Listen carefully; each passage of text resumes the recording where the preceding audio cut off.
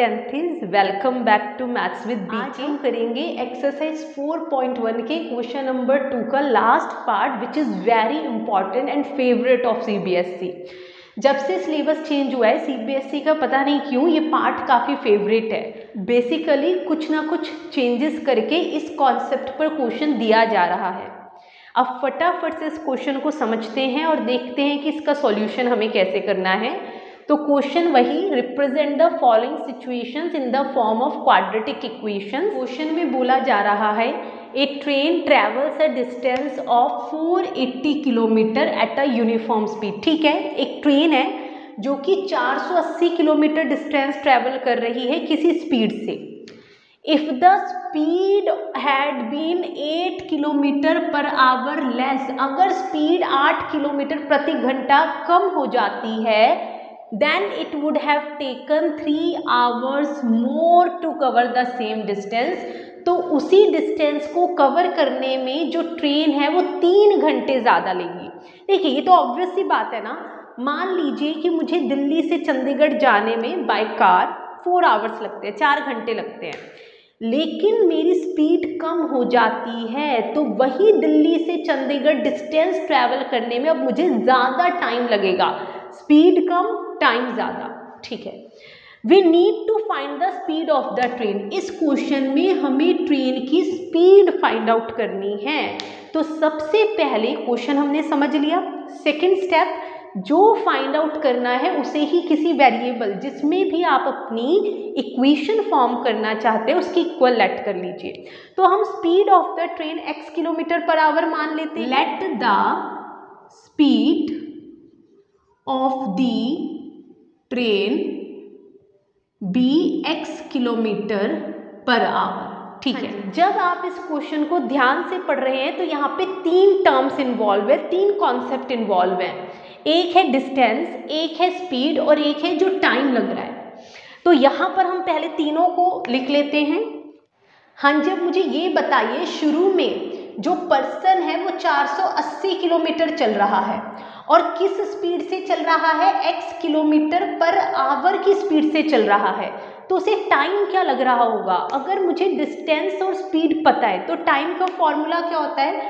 Time का formula होता है distance upon speed. It means time लग रहा होगा 480 अपॉन x। अब क्वेश्चन में बोला कि अगर स्पीड 8 किलोमीटर पर आवर से कम हो जाए, इट मीन्स डिस्टेंस तो अभी भी उसे 480 किलोमीटर चलना है, डिस्टेंस अभी भी 480 किलोमीटर है, लेकिन इस बार सेकंड केस में स्पीड क्या हुई? कम हो गई।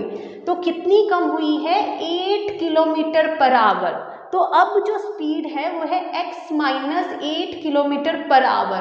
तो जो टाइम लगेगा इस बार स्पीड कम होने की वजह से, again use this formula, time होगा 480 बाय x माइनस 8 आवर। अब लास्ट स्टेप होता है वो डाटा ढूंढिए जिस पर इक्वेशन फॉर्म होगी। तो वो डाटा है ये 3 घंटे। क्वेश्चन में बोला जा रहा है कि पहले जो टाइम लग रहा था और अब जो टाइम लग रहा है उसमें 3 घंटों का अंतर है। मान लीजिए पहले दिल्ली से चंडीगढ़ जाने में मुझे 4 घंटे लग रहे थे, लेकिन अब मेरी स्पीड कम होने की वजह से वही दिल्ली से चंडीगढ़ जाने में मुझे 7 घंटे लग रहे हैं। इट मीन्स टाइम ज़्यादा लग रहा है। और कितना ज़्यादा लग रहा है? 3 आवर। इसी पर हमारी इक्वेशन फॉर्म होगी। So according to question, time 1 minus time 2 equals to 3 hours. अब इम्पॉर्टेंट ये है कि कौन सा इन दोनों में से कौन सा टाइम 1 है और कौन सा टाइम 2। देखिए टाइम 1 वो होगा जो दोनों में से ज़्यादा है और टाइम 2 वो होगा जो दोनों में से कम है, तभी तो इन दोनों का डिफरेंस 3 आवर आ रहा है। तो मुझे ये बताइए स्पीड कम कौन से केस में हुई है? फर्स्ट केस में या सेकंड केस में? सेकंड केस में स्पीड कम हुई है। इट मीन्स ये जो टाइम लग रहा है सेकंड केस में वो ज़्यादा होगा। और फर्स्ट केस में स्पीड ज़्यादा थी तो फर्स्ट केस में टाइम कम लग रहा होगा। तो टाइम 1 होगा जो ज़्यादा लग रहा है, माइनस टाइम 2 जो ज़्यादा नहीं कम लग रहा है, और इन दोनों का डिफरेंस ही क्वेश्चन में 3 दिया है। अब हमें इसे सॉल्व करके क्वाड्रेटिक इक्वेशन फॉर्म करनी है and we will be done. तो एलसीएम लेते हैं यहाँ पर x माइनस 8। देखिए एलसीएम लेने से पहले मुझे नजर आ रहा है दोनों में 480 कॉमन है, तो मैं अपनी कैलकुलेशंस को इजी बनाऊंगी। मैंने इसे कॉमन ले लिया। अब अंदर क्या बचा, 1 upon x minus 8 minus 1 upon x equals to 3। अब हम एलसीएम लेके सॉल्व करना स्टार्ट करेंगे। उससे पहले आप 3 से डिवाइड कर सकते हैं, 3 1 जा और 3 160, 3 से डिवाइड होगा 160 पे। तो शुरू करते हैं नाउ। 160 एलसीएम लीजिए। सो x माइनस 8 और x डिवाइड करेंगे, x बचा ऊपर मल्टीप्लाई, डिवाइड किया x माइनस 8 ऊपर मल्टीप्लाई। क्योंकि यहाँ माइनस है तो ब्रैकेट यूज कीजिए बिकॉज साइन चेंज होगा, इक्वल्स टू 1। अब ये 160 मल्टीप्लाई से इधर आके डिवाइड होगा। अब हमें इसे सॉल्व करना है, तो ध्यान से सुनिए। न्यूमरेटर में क्या बनेगा, ब्रैकेट, जैसे ही ब्रैकेट हटेगा साइन चेंज हो जाएगा। और डिनोमिनेटर में मल्टीप्लाई कर दीजिए, x square minus 8x equals to 1/60। x से x 0 हो गया। अब इसे कैसे सॉल्व करेंगे, cross multiplication. So 160 into 8 equals to x square minus 8x। 1 से मल्टीप्लाई करेंगे तो यही आएगा। 160 इंटू 8 हो जाएगा 1280 equals to x square minus 8x। अब इसे उठा के उस साइड ले जाइए।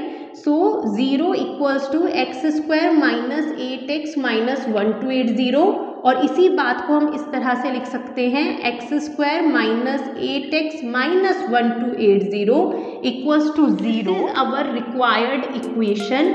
ये है क्वेश्चन नंबर 2 के 4th पार्ट का फाइनल। ओके जी, मिलेंगे आपसे नेक्स्ट वीडियो में with new exercise, new concept. Till then, take care and keep working hard. Okay, bye bye.